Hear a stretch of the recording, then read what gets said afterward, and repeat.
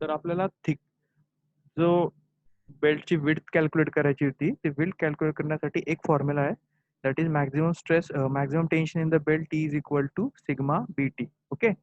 आपल्याला याच्यात स्ट्रेसची व्हॅल्यू माहिती होती, थिकनेस माहिती होता, फक्त टी हा अननोन होता.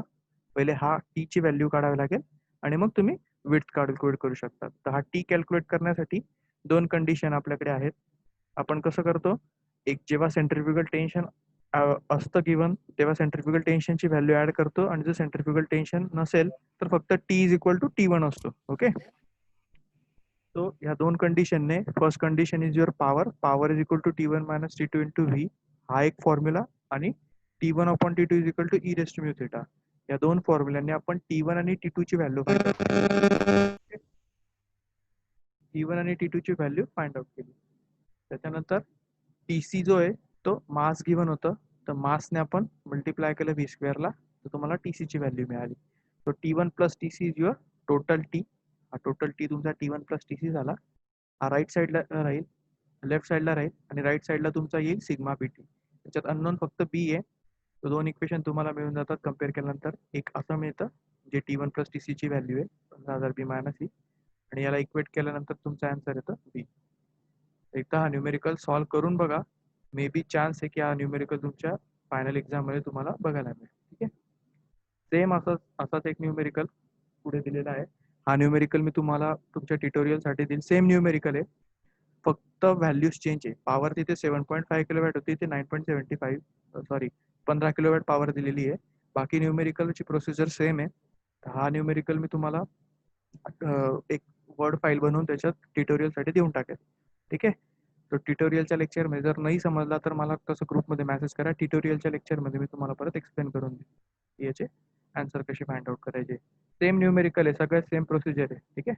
एकदा प्रॅक्टिस होऊन जाईल. दोन न्यूमेरिकल इथे कव्हर झाले त्या टॉपिकवर, म्हणून चान्सेस आहे की अशा टाईपचा न्यूमेरिकल येऊ शकतो पेपरला. आपण नेक्स्ट न्यूमेरिकल बघू. इथे बघा. A pulley is driven by a flat belt. The angle of lap is 120 degree. The belt is 100 mm wide and 6 mm thick, and the density is 1000 kg per meter. बघा, एक pulley आहे जी flat belt तिच्यावरनं move होतोय. त्याचा angle दिलेला आहे, angle of lap तुम्हाला देऊन टाकलाय डिग्रीमध्ये, याला आपण रेडियन मध्ये कन्वर्ट करू शकतो. बेल्टची विड्थ पण दिलेली तुम्हाला 6 mm, थिकनेस पण देऊन टाकली आहे, आणि sorry width is 100 mm, thickness is your 6 mm, and density is 1000.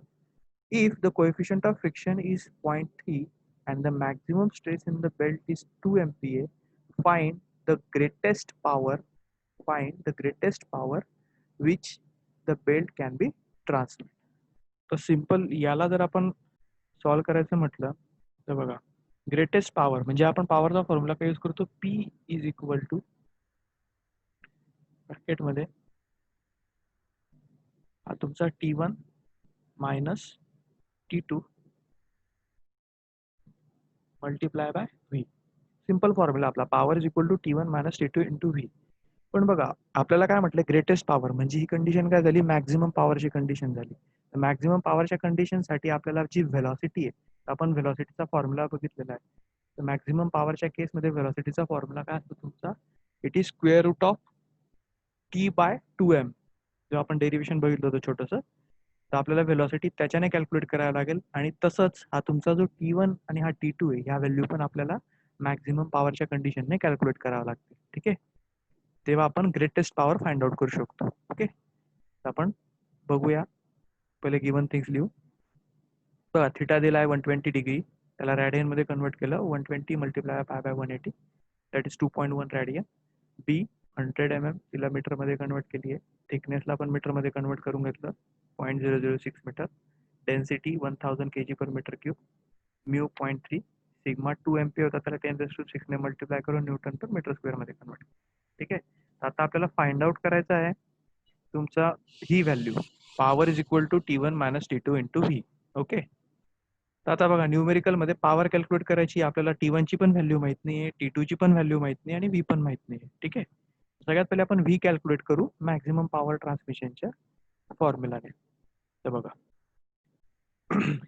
He velocity आपल्याला, हा जो फॉर्म्युला आहे स्पीडचा फॉर ग्रेटेस्ट पॉवर हा फॉर्म्युला असतो, v is equal to T upon 3m.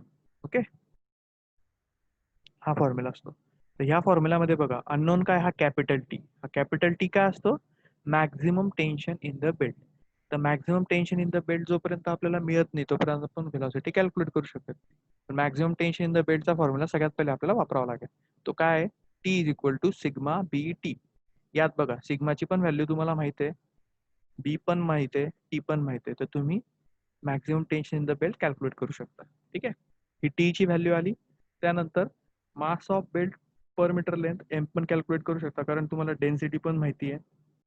Area तुम्ही बेल्टचा कॅल्क्युलेट करू शकताय. बी दिलेला आहे तुम्हाला, बी किती आहे 100 mm आणि टी आहे 6 mm. तर एरिया, जो एरिया ऑफ बेल्ट आहे तो width multiply by your thickness. त्याच्यानंतर तुम्ही एरिया कॅल्क्युलेट केला बेल्टचा, त्याला मल्टिप्लाय केलं लेंथने, 1 मीटर लेंथ. कारण 1 मीटर का घेतो इथं प्रत्येकाला तो प्रश्न पडेल की आपण प्रत्येक वेळेस जेव्हा आपण लेंथ जी घेतोय बेल्टची ती 1 मीटर घेतोय. मागच्या न्यूमेरिकल मध्ये पण आपण 1 मीटर घेतली होती. तर का, तर इथे बघा मी काय मेन्शन केलंय, mass of belt per metre length. ही जी व्हॅल्यू असते ती पर मीटर लेंथ असते, तो पर मीटर साठी 1 ने मल्टिप्लाय करतो. तर area is your B multiply by T multiply by L. तर हा तुमचा एल बी टी म्हणजे काय झाला, व्हॉल्यूम झाला. ठीक आहे, आणि व्हॉल्यूमला आपण जेव्हा डेन्सिटीने मल्टिप्लाय करतो तेव्हा आपल्याला मास मिळत असतो. ठीक आहे, फ्लुइड मेकॅनिक्स मध्ये तुम्ही कॉन्सेप्ट शिकला असाल की व्हॉल्यूम काय असतो तुमचा, व्हॉल्यूम हा मीटर क्यूब मध्ये असतो. ठीक आहे, तर आपल्याला जर मास कॅल्क्युलेट करायचं असेल तर आपण डेन्सिटीला जर कधी मासने डिवाइड केलं तर तुम्ही व्हॉल्यूम कॅल्क्युलेट करू शकता. ठीक आहे, आणि जर मास कॅल्क्युलेट करायचं असेल तर व्हॉल्यूम आणि डेन्सिटी या दोघांचं मल्टिप्लिकेशन होतं. ठीक आहे, तर इथे या प्रकारे आपण मास कॅल्क्युलेट केला. नंतर स्पीडच्या फॉर्म्युलामध्ये त्याला पुट केलं. टी ची व्हॅल्यू आपल्याला इथून मिळाली 1200 न्यूटन. 3m ची व्हॅल्यू पुट केली तर तुम्हाला स्पीड मिळून जाईल. So your velocity should be 25.82 metre per second.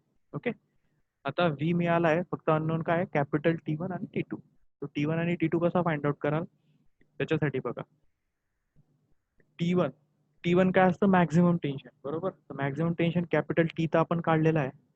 तर आपण अजून एक फॉर्म्युला असा यूज करू शकतो. इथे हे बघा, T1 कॅल्क्युलेट करण्यासाठी आपल्याला माहिती असतं की हे बघा, T1 is equal to T minus T C.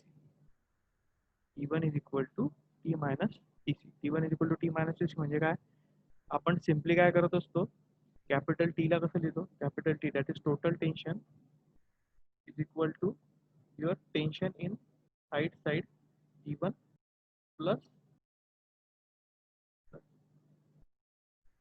T C, T1 plus T C लिहितो. ठीक आहे, तर इथे आपण सुरुवातीला कॅपिटल टी फाइंड आउट करून घेतलेला आहे, जो फॉर्म्युलाने मिळाला आपल्याला. आपण टीसी पण कॅल्क्युलेट करू शकतोय, कारण आपल्याला मास पण माहिती आहे, व्हेलॉसिटी पण माहिती आहे, दोघे आपण कॅल्क्युलेट केलेले आहे. तर मग हा टी मधनं जर मी टीसी मायनस केला तर मला T1 ची व्हॅल्यू मिळून जाईल. सो दॅट्स वाय इथे तोच फॉर्म्युला यूज केला आहे. काय केलं, ओके, हा न्यूमेरिकल वर होतो.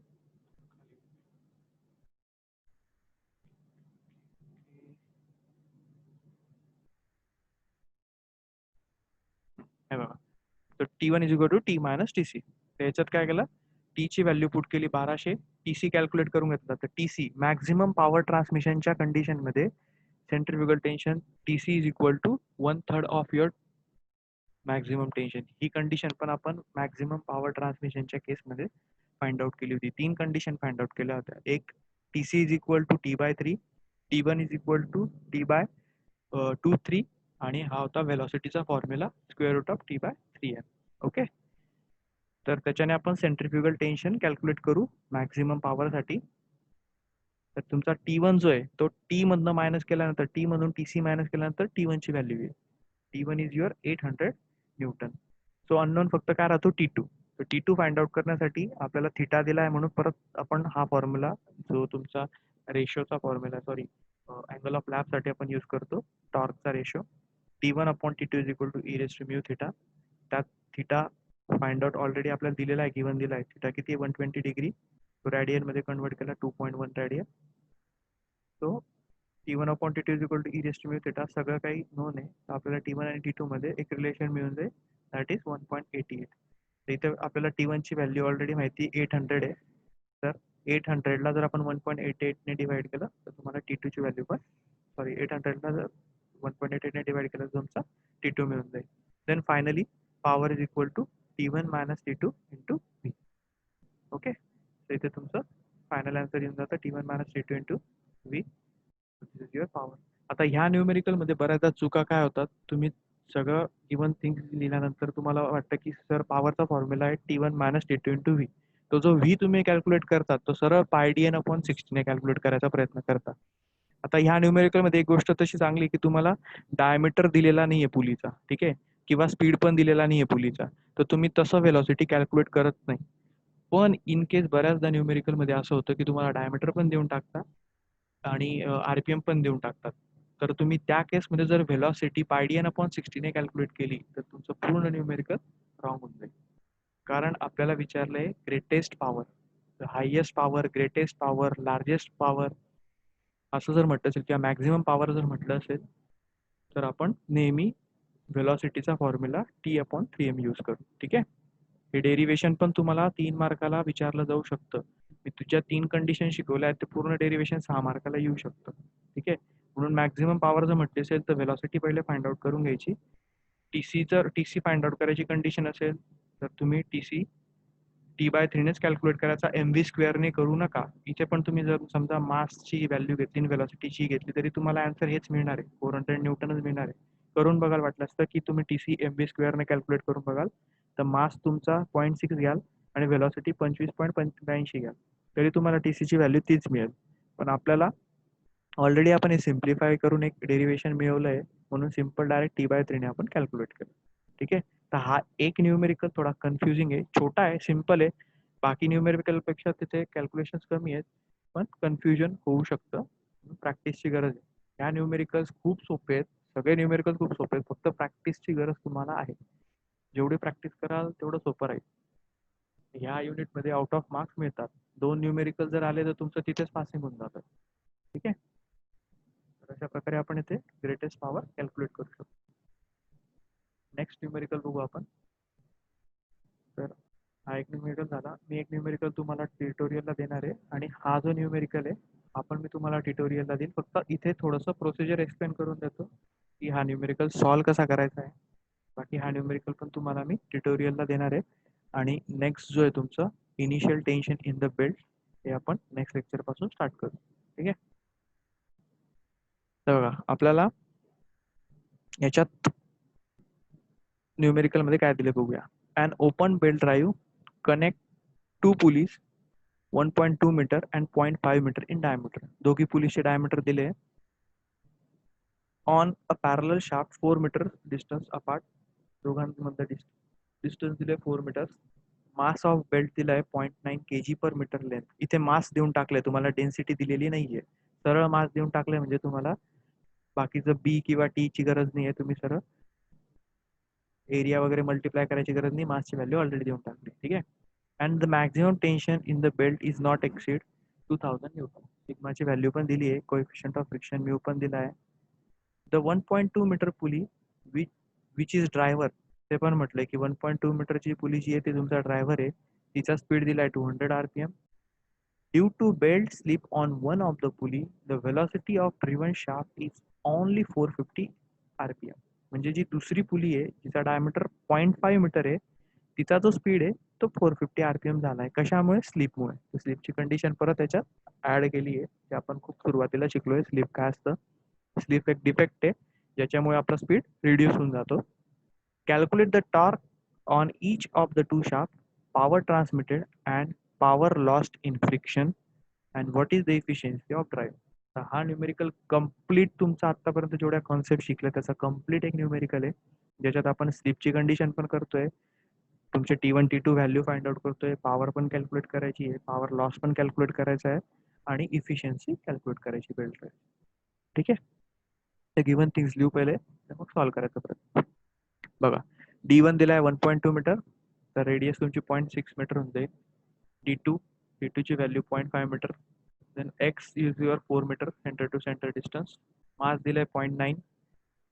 कॅपिटल टी दॅट इज, बघा इथे काय म्हटलंय, मॅक्झिमम टेन्शन आहे, सिग्मा नाहीये. सिग्मा जर राहिला असता तर MPa युनिट राहिलं असतं. बघा इथे कन्फ्युजन करू नका. न्यूटन दिलंय म्हणजे हा काय तुमचा मॅक्झिमम टेन्शन कॅपिटल टी ची व्हॅल्यू आहे. युनिट वरून ओळखून घ्यायचं. सिग्मा जर राहिला असता तर मॅक्झिमम स्ट्रेस म्हटलं असतं किंवा मॅक्झिमम टेन्शन जरी म्हटलं असतं तरी इथे युनिट न्यूटन पर एम एम स्क्वेअर राहिलं असतं किंवा एमपीए राहिलं असतं. ठीक आहे, तर हे कन्फ्युजन नका होऊ देऊ. म्यू दिलाय 0.3, N1 दिलाय 1.2 मीटर पुलीचा जो स्पीड आहे ड्रायव्हरचा तो 200 RPM आहे, तो गिवन आहे. आणि N2 ची व्हॅल्यू दिली आहे 450. ठीक आहे, तर D1 D2 माहिती आहे, N1 N2 माहिती आहे. त्यानंतर कॅपिटल टी माहिती आहे, एक्स माहिती आहे. कॅल्क्युलेट करायचं आपल्याला इच शाफ्ट ॲक्ट होणारा टॉर्क, पॉवर आणि पॉवर लॉस्ट आणि फायनली इफिशियन्सी. ठीक आहे, तर पहिले गिवन थिंग्स अवेलेबल असल्यामुळे जे आपण कॅल्क्युलेट करू शकतो त्या गोष्टी करून घेऊ. वेलॉसिटी आपल्याला पुढे लागेल म्हणून πdn/60 ने आपण वेलॉसिटी कॅल्क्युलेट करून घेतली. न्यूमेरिकल मध्ये तुमच्या मास मेन्शन आहे म्हणून centrifugal tension TC mv² calculate करून घेतला. V माहिती होता, मास गिवन होता, mv² ने TC फाइंड आउट केला.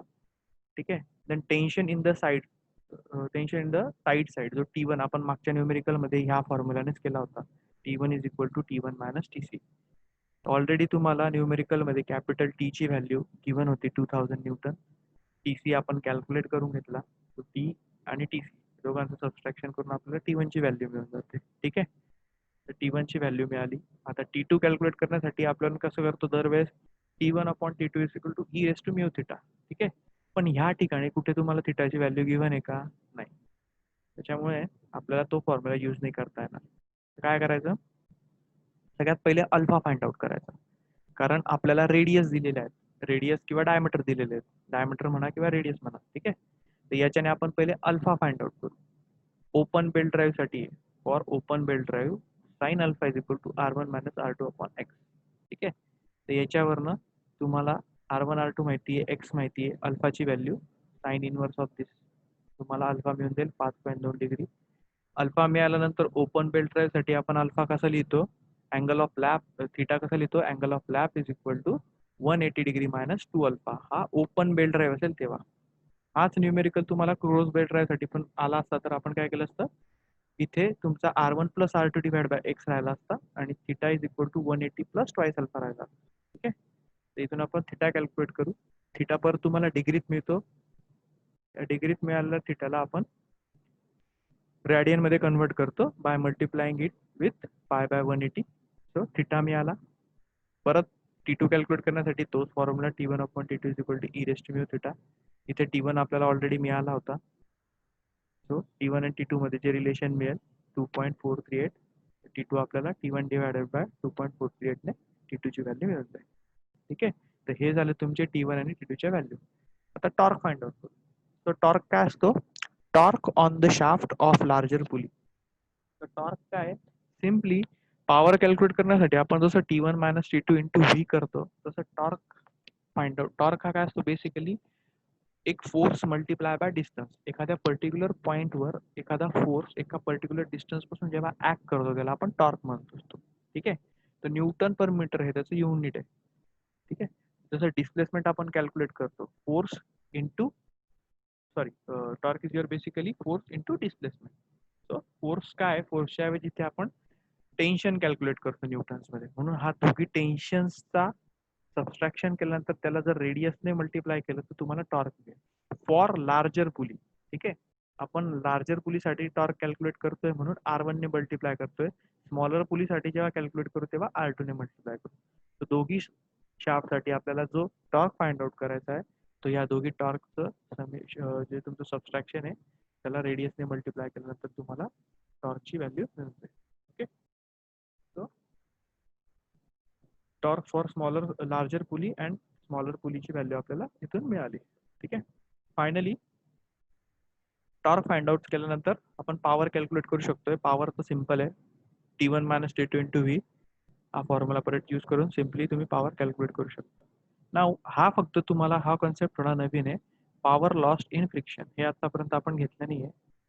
हे कसं करायचं, तर पॉवर लॉस कशी कॅल्क्युलेट करतो, आपण काहीतरी इनपुट पॉवर प्रोव्हाइड करतोय आणि आपल्याला काहीतरी आउटपुट पॉवर मिळते. ठीक आहे, त्या दोघांमधला जो डिफरन्स आहे that difference is your power lost. ठीक आहे, किती पॉवर आपण सप्लाय केली, समजा 15 किलो न्यूटन 15 किलो वॅट, आणि आपल्याला जर तिकडे आउटपुटला मिळते 10 किलो वॅट, तर तुमचा डिफरन्स किती येतो 5 किलो वॅटचा.